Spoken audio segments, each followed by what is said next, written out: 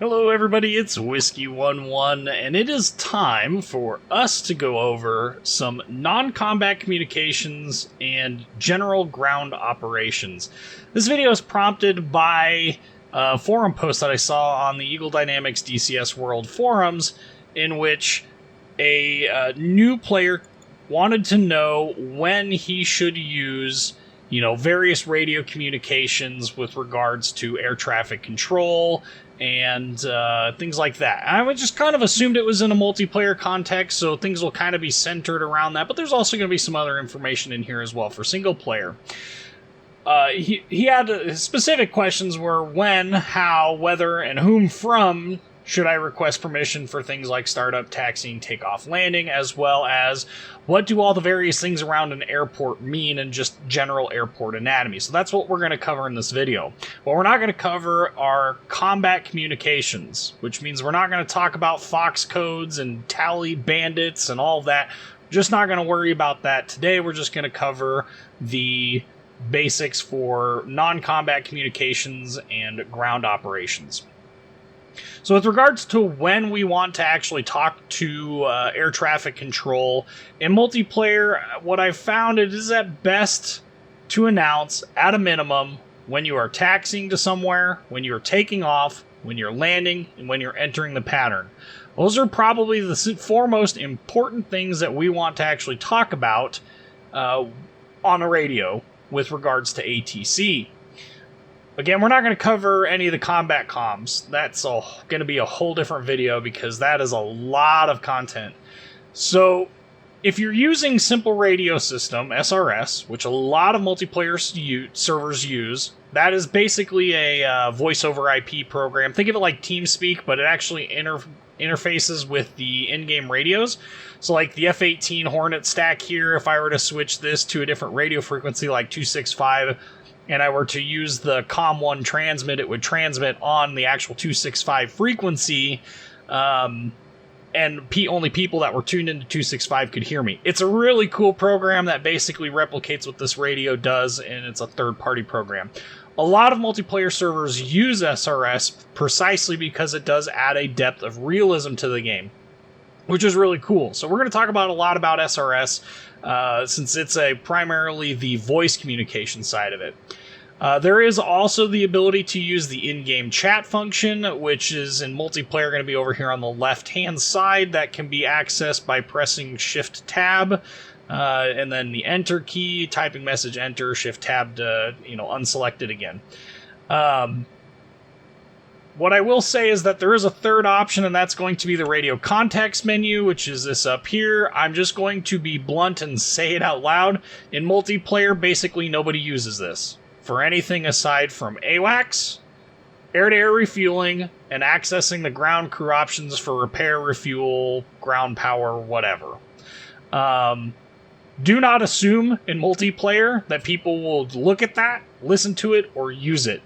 You're better off either using SRS for voice or typing it in the chat to be safe. Not everybody uses SRS, which is kind of a shame because it's really handy. So chat is usually the most reliable option. However, if you're in one of the particularly busy SRS servers, generally speaking, there's a large number of people who are on the SRS server who will respond. So I recommend using SRS if you want to do voice. Otherwise, the in-game chat is what you should use. In single player, obviously, you're kind of stuck with this radio context menu. I don't know if you can use voice attack for it. I guess if you could set up the buttons for it, you probably could. I guess there's F8 key. I'm sure you could. But for the most part, you're going to end up just using this radio context menu either by clicking on it or using the F keys to cycle whichever option it is that you're going to use. As for how we do it, in general, all radio traffic should be as brief as possible, as accurate as possible, and done on the correct channel. So if we are wanting to taxi someplace, it obviously does us no good to be communicating on the air-to-air channel in which people are, talking about engaging enemy aircraft. There is in multiplayer, especially with SRS servers, there's generally speaking only one ground radio channel that covers all ground operations. There's generally a radio channel for each carrier. So whether it's the Kuznetsov, the Tarawa, or the Stennis, or in future the Nimitz and Forrestal, or whatever aircraft carriers they decide to add. Generally speaking, in multiplayer servers that use SRS, each one of those has its own set of radio frequencies. But ground, for every ground-based airport, generally is crammed onto one radio channel per team. That can be awesome, it can be confusing too. It just kind of depends. So if you're using simple radio systems, we'll go through just kind of a brief introduction with SRS.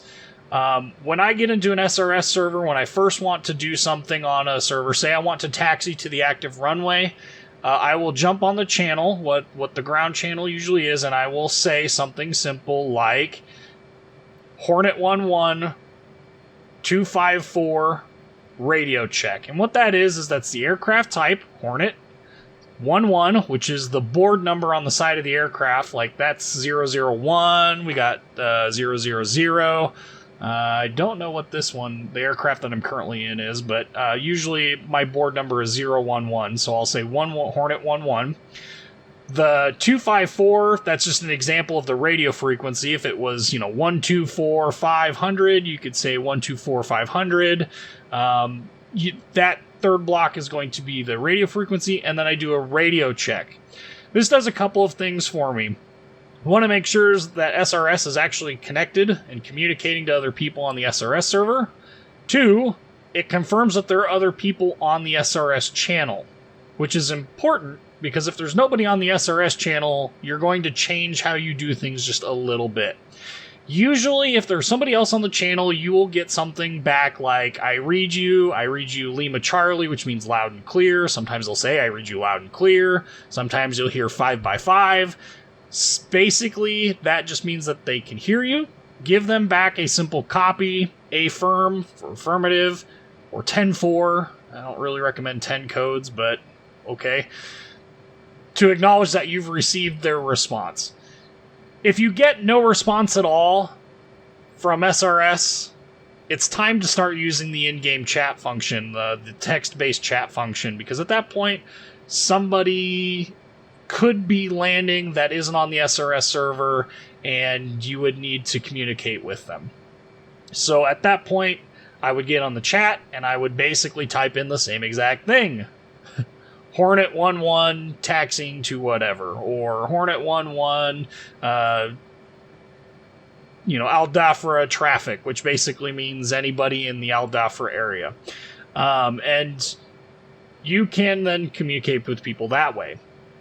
If it's, for whatever reason, you'll get a response, the other thing to do is also check to make sure that you're on the right radio frequency. If you've just recently died, these comm stacks generally reset back down to 1-1, and that can cause problems in and of itself. So, double check to make sure you're on the right frequency. If you are, and nobody responds, that's when I will go over to the text-based option.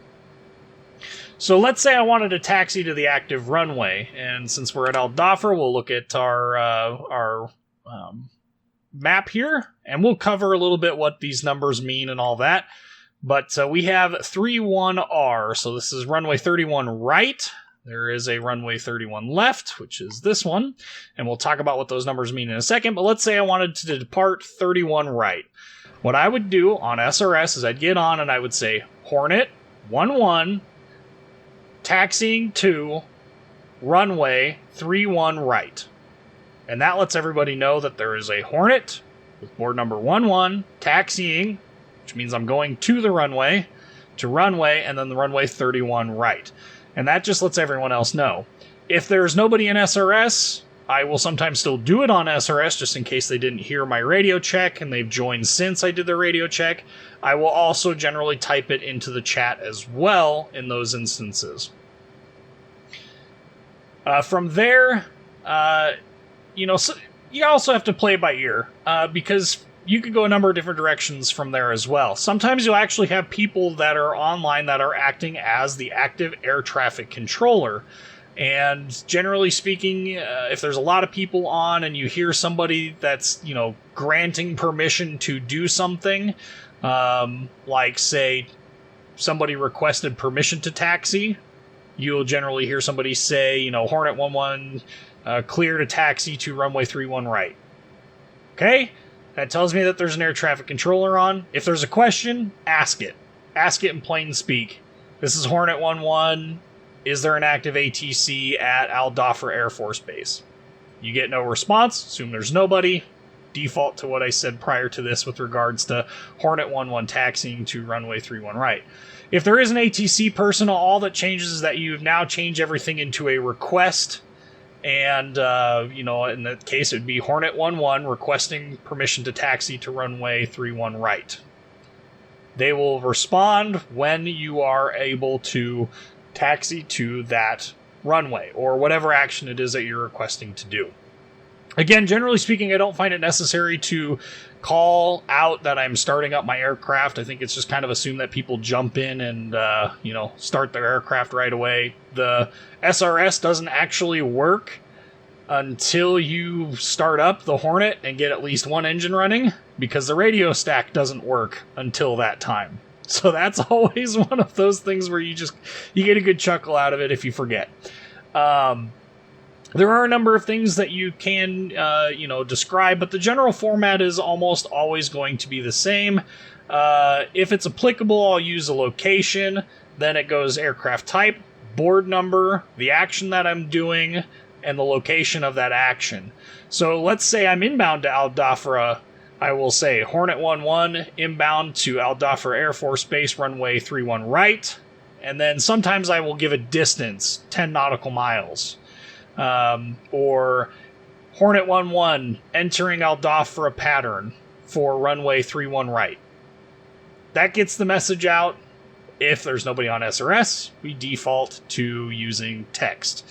If there are an ATC, again, you're just changing that from a statement into a simple request. Hornet 1-1 requesting entering into pattern for Al Dhafra Air Force Base, runway 31 right. And then they will tell you what to do from there. Single player, all actions are going to be done through the radio context menu. My general recommendation with regards to the radio context menu is to use as much of it as possible, especially with regards to taxiing and takeoff permissions. The reason why I say that is because sometimes mission planners and mission people who do make the missions, they will tie certain events to the radio communications, and they will do different things. Like you could miss parts of a briefing that they're putting out over the radio or something like that, which would be highly unusual. But sometimes important update information happens based upon a radio context cue, where you have to use this menu in order to get something to happen. So you will have to use that sometimes in single player. I mean, it doesn't really matter, I guess. You could miss some important bits of information, but generally speaking, I try and use it as much as possible in single player.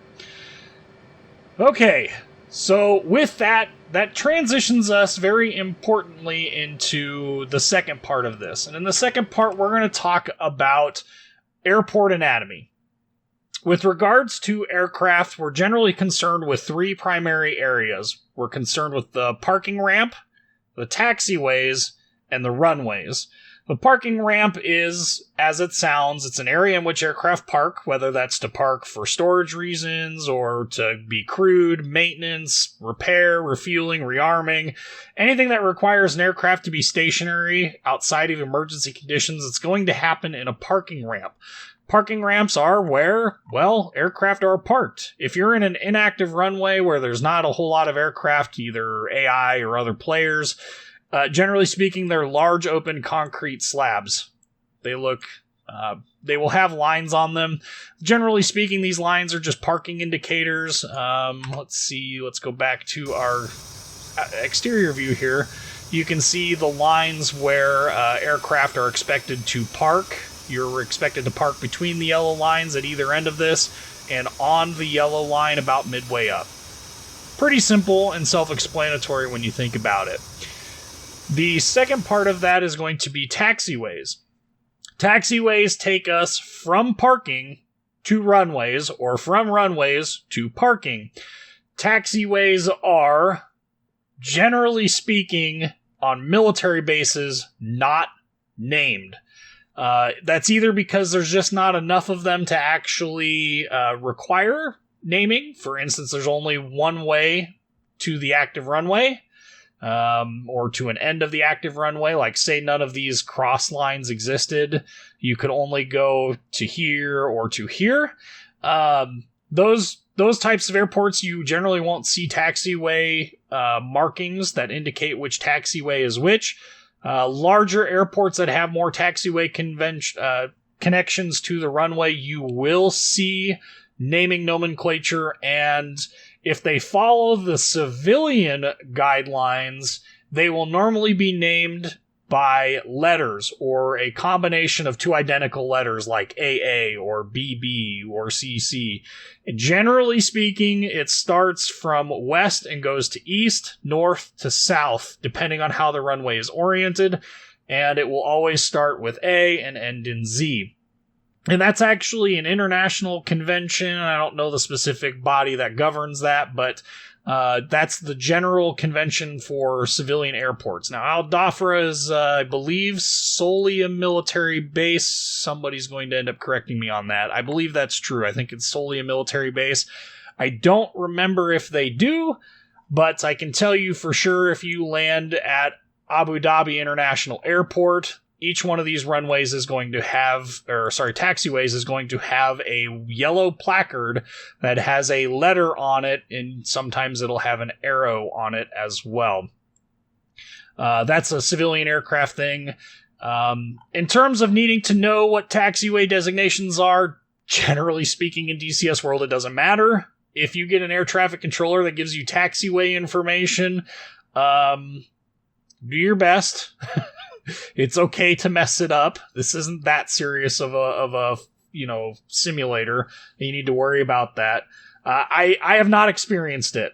Anytime that there's been an ATC person on in a multiplayer server, they generally speaking have just given you permission to taxi at your leisure to the whatever runway it is that's the active. So in this case, they would just say, Hornet 11 taxi to runway 31 right. They wouldn't bother giving me, taxi via taxiway A, C, D, whatever the taxiways are. They don't generally worry about that. To know all that information, you'd actually have to have the airport placards that give all that information. They're free. They're available online.